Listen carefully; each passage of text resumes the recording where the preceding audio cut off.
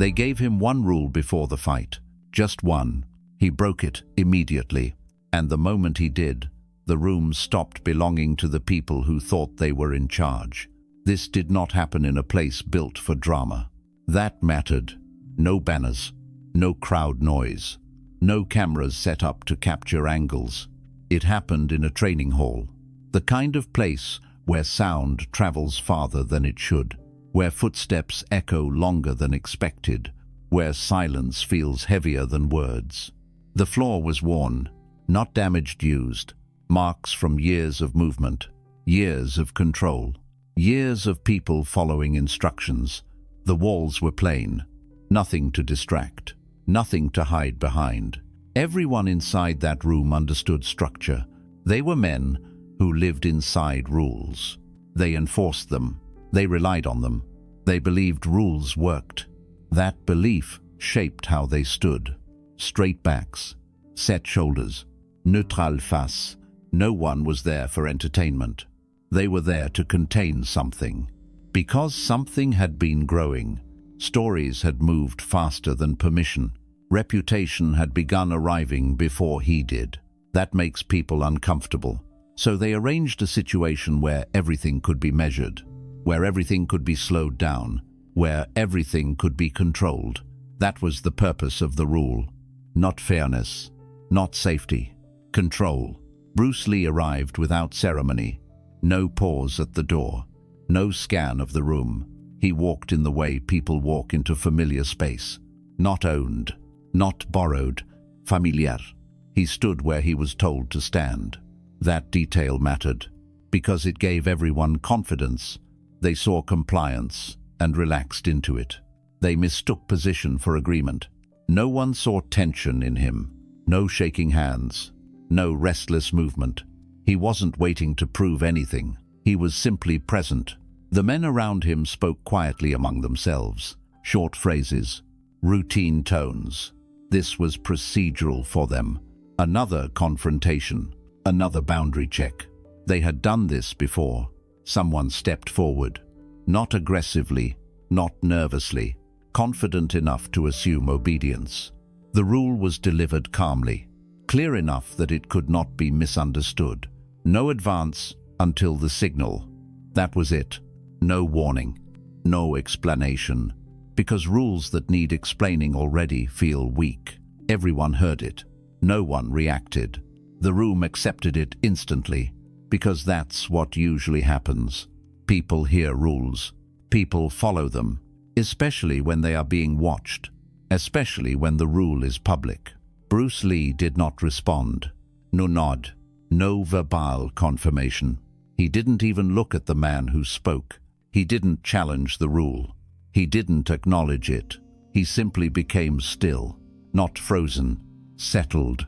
The kind of stillness that isn't passive, the kind that feels intentional. The rule hung in the air, waiting, and that was the moment most people would have relaxed, because silence after instruction usually means agreement. The room believed it had succeeded. That belief was the last thing it would get to keep. The rule stayed in the air longer than anyone expected, not because it was unclear, because everyone assumed it had already worked. That assumption settled into the room quietly. A few men shifted their weight.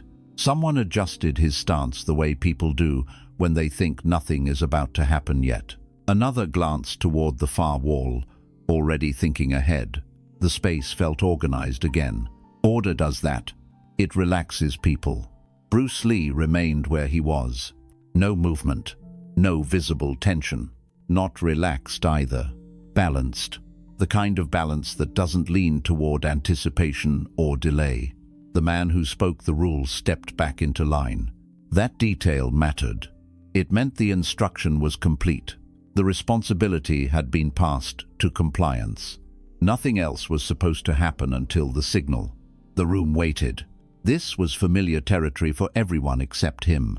They had seen moments like this hundreds of times. The pause, the build-up, the signal. This pause always belonged to authority. It was the space where control settled in.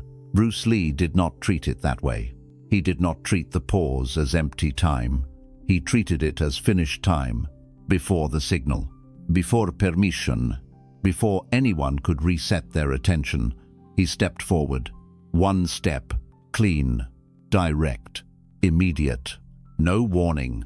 The sound of the movement wasn't loud, but it cut through the room. Wood against sole. Close. Closer than allowed. The rule had not been forgotten. It had been crossed.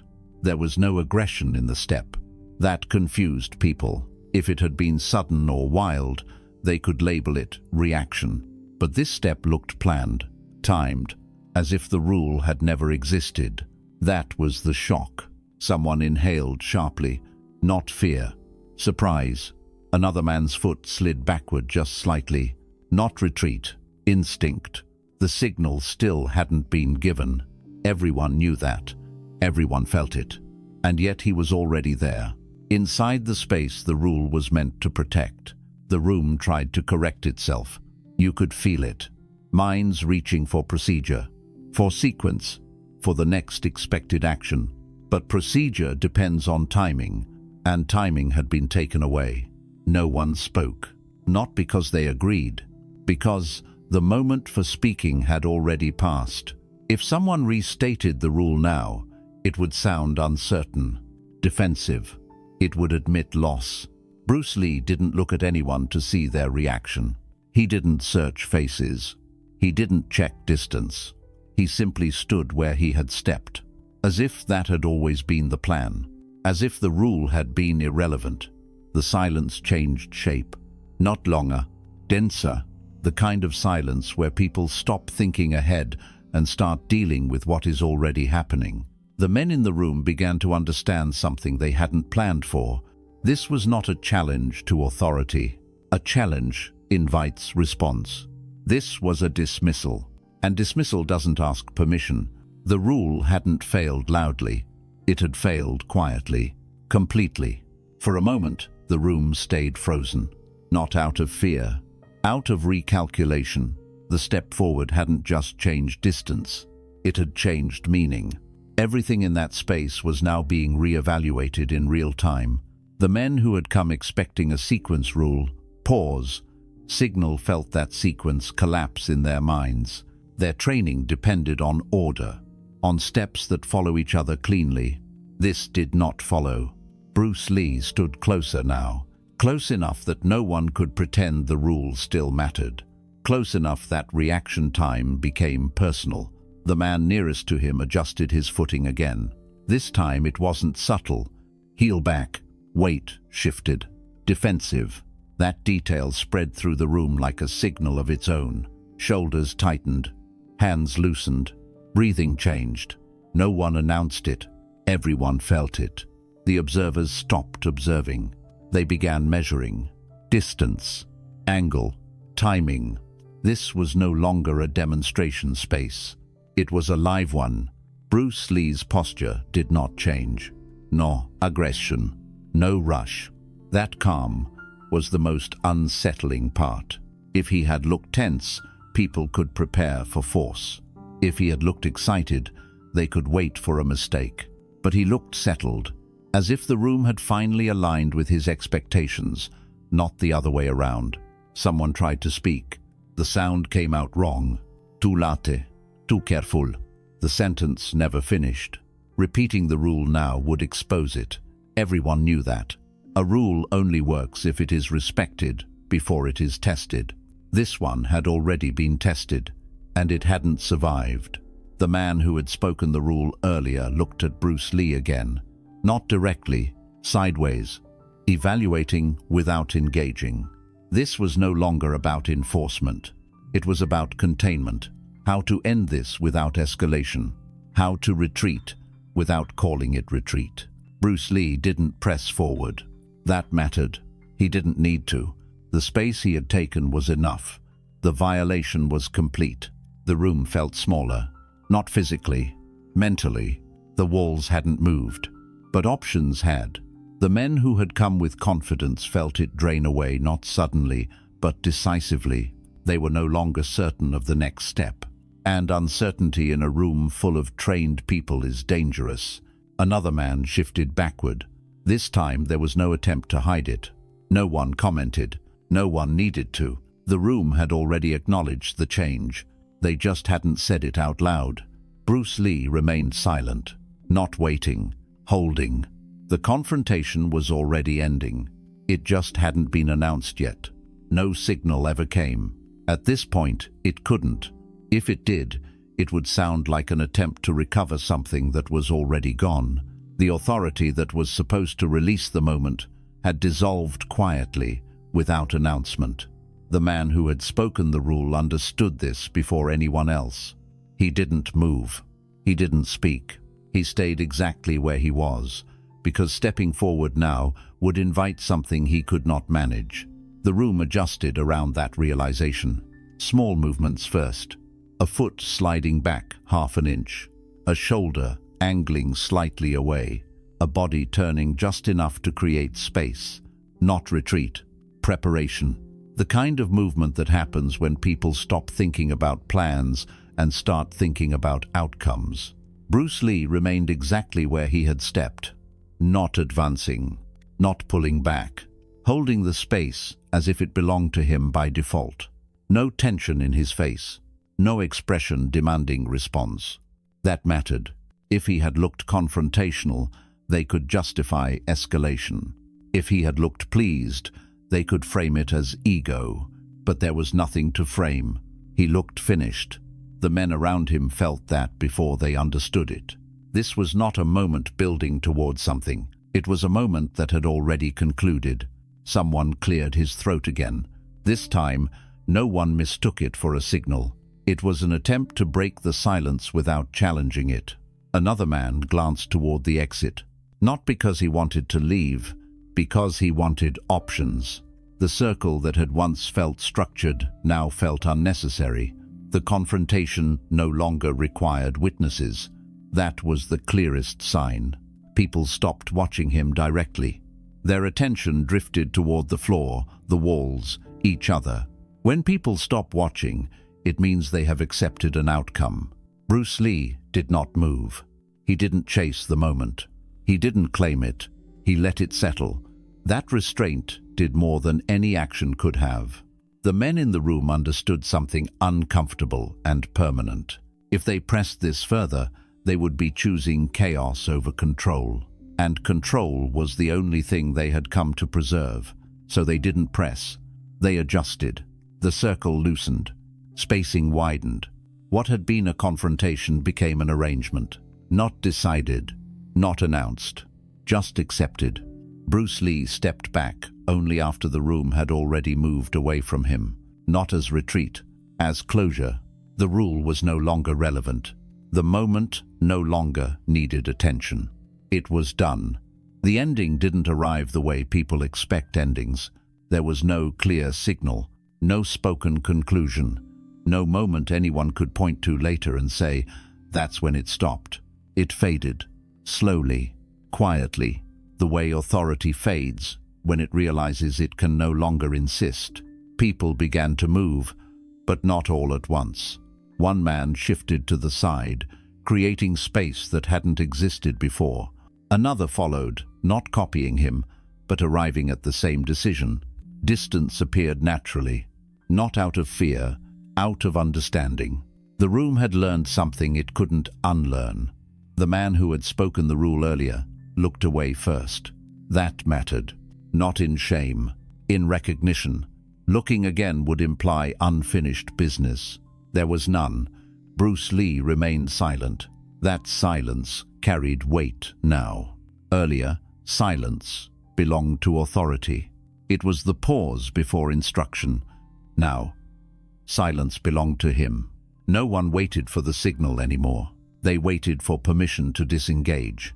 That permission never came. Instead, people simply stopped treating the situation as active. The circle dissolved into loose positions. Observers became individuals again.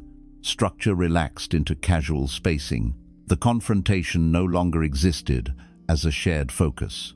And when focus disappears, power follows it. Bruce Lee finally moved. just a step, not away from anyone, away from the moment. He turned slightly, enough to indicate closure without declaring it. No one followed, no one challenged, no one spoke, because speaking would reopen something everyone wanted closed. The men in the room understood what had just happened, even if they couldn't articulate it. They had tried to manage something with rules, and they had learned that rules only work when both sides agree to live inside them. Bruce Lee had never agreed. He hadn't argued. He hadn't refused. He had simply acted as if the rule didn't apply. That difference stayed with them, long after the room emptied, long after people went back to their routines. The memory didn't replay as action, it replayed as correction, a quiet reminder of what not to assume next time. After that day, no one officially talked about what happened. There were no reports, no statements, no version meant for repetition. But the adjustment showed itself everywhere else. It showed in how meetings were arranged later, in how space was given sooner, in how rules were phrased with care instead of confidence. People still used structure. They still believed in order. They just no longer believed it worked on everyone. When his name appeared in conversation, the tone changed. Not louder, lower, not excited, measured. Someone would pause before speaking, as if checking memory before choosing words. Another would nod slightly, already understanding what wasn't being said. The memory of that room stayed intact, not as drama, as calibration. People remembered how fast control disappeared, how cleanly, how quietly. They remembered that the rule hadn't been challenged. It had been bypassed. That distinction mattered more with time. Anyone can break a rule in anger. Anyone can defy authority with noise. But to step forward calmly, before permission, before reaction, before uncertainty, that stayed with them, because it meant the moment had already been decided elsewhere. From then on, when rules were made around him, they were made earlier, softer, indirect, not as limits, as coordination. Signals became suggestions. Boundaries became awareness. Not because people feared him, because they respected accuracy. They understood that forcing structure where it didn't belong only revealed weakness. No one tried to recreate that moment. No one needed to. Its purpose had already been fulfilled. The men who were there carried it forward quietly, in posture and pause, in how they stood when he entered a room, in how quickly they stepped aside without being asked. Bruce Lee never referenced it, never claimed it, never corrected anyone's memory of it, because nothing needed correcting. The moment had ended exactly where it needed to, not loudly, not dramatically, completely. From that point on, rules weren't used to control him. They were used to avoid misjudging him again. And that understanding never left the room. What remained afterward was not a story people told. It was a change people carried, the kind that doesn't announce itself, but shows up in behavior. Weeks passed. The room returned to being a room. The floor stayed worn. The walls stayed bare. New conversations happened there. New rules were spoken. New people stood where others once stood. On the surface, nothing had changed, but underneath, everything had. Men who had been present that day moved differently afterward. Not obviously, not dramatically. They stood a little farther back. They spoke a little slower. They waited a little longer before giving instructions. Not hesitation, precision. They had learned the cost of assuming compliance, and that lesson doesn't fade. When Bruce Lee entered rooms after that, no one rushed to frame the space around him. No one hurried to establish boundaries. There was a pause first, a subtle one, the kind of pause that didn't exist before. It wasn't respect in the way people imagine it. There were no compliments, no nods meant to flatter. It was recognition, the kind that understands exactly how much is enough and does not push beyond it. Rules still existed. They always do, but they arrived earlier now, before confrontation, before tension, and they arrived softly, as if spoken to be heard, not enforced. People learned to phrase instructions as coordination instead of command. They learned to create space instead of pressure, because pressure invites resistance, and resistance was no longer something anyone wanted to test.